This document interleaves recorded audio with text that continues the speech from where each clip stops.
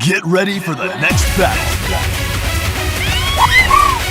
Hadouken! What the hell?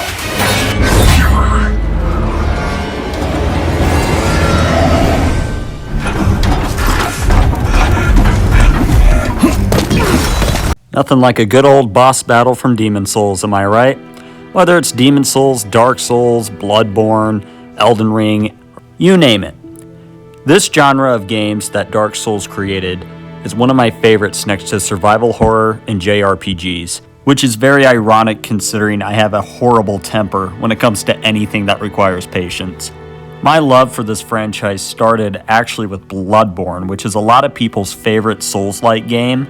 I wouldn't say it's my absolute favorite, but it's definitely up there. I would have to say my favorite is the original Dark Souls. The reason why the original Dark Souls is my favorite above all of them is that linear, old school experience where you're just going from boss to boss, some minor enemies in between those, some discoveries here and there. That's not to say I did not enjoy the open world experience of Elden Ring. I enjoyed that game a lot. But the original Dark Souls, having that linear experience where you defeat that first boss and it's like, okay, now you're ready for the next test. Go fight this bigger and badder boss. And this made the experience very rewarding, and that's what I love about the Dark Souls franchise.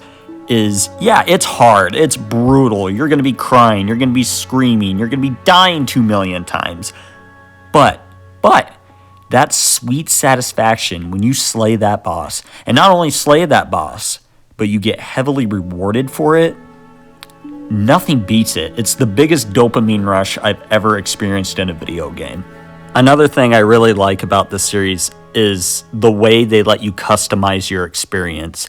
You can go in one playthrough with like a super tanky character with massive heavy weapons who can barely move as you're trying to roll away from the boss, but they do that damage.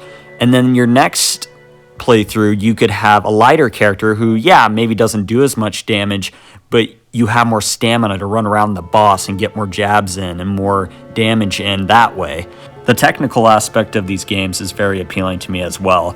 They're technical to the point where, yes, you're going to have to do some learning. You're going to have to learn boss patterns. You're going to have to learn builds. But once you figure that out, it's, again, like I said before, and I'll keep repeating this, very rewarding. And it's not overly complicated where you'll never figure it out or have to remember a bunch of things. It's just more like getting used to a new system. And these games are built for replayability. I feel like, at least personally, I have a different experience after each run depending on the build that I do, which keeps the game fresh for me, even to this day, after playing it however many times. The aesthetic and art direction of these games is absolutely insane to me. You have, like Dark Souls, for example, which is medieval, and you have the gray skies, but then you have the subtle, like, storytelling. Even within, like, the design of the bosses or other enemies, there's a story to be told, along with the main story. Then you have Soulsborne games like Bloodborne, for example, which is a gothic, bloody, just grim kind of experience with different enemy types. The first scene when you're walking out of that house in the graveyard, and you look around and it's like all hell broke loose and you're just sitting there thinking, what happened to this place? These games have obviously been so successful that even other developers have taken the chance of making their own Soulsborne-like game. I mean, we've gotten Liza P, for example, that came out last year. You got Stellar Blade, which came out recently that I'm absolutely loving right now. One Crab's Treasure, which comes from a very low-budget indie studio that borrows the Soul system. It's incredible how many indie developers Fromsoftware has inspired with their games. What's even more mind-boggling is when Dark Souls first came out, it wasn't that popular. I mean, yeah, it had its fans, but not everybody played it, and there was only Dark Souls if you wanted that style of game. But now it's become so big, so popular, that we are constantly getting new titles under that genre from all sorts of developers. In my opinion, if you've never played a Souls game, or Souls-like I should say, give it a try. I was very wary of the series before I tried it. I was like, oh, I'm going to hate this. It's just going to be hard as hell and piss me off. And yeah, I did get mad. I'm not going to lie and say it was all sunshine and rainbows and easy peasy gameplay.